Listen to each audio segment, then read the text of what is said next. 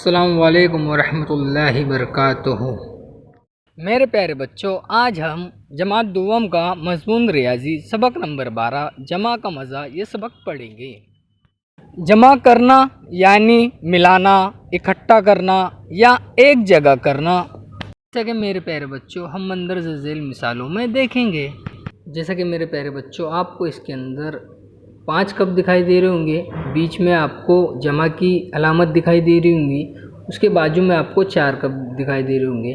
5 और 4 इनकी जमा करने पे हमें 9 मिलता है। जैसा कि मेरे प्यारे बच्चों आपको इस दूसरी मिसाल में दिखाई दे रहा हूँ, पहले 4 कप है, बीच में जमा की अलामत है, फिर बाद में 5 कप आपको दिखाई दे रहे होंगे। 4 और 5 को मिलाने पे हमें 9 मिलता है।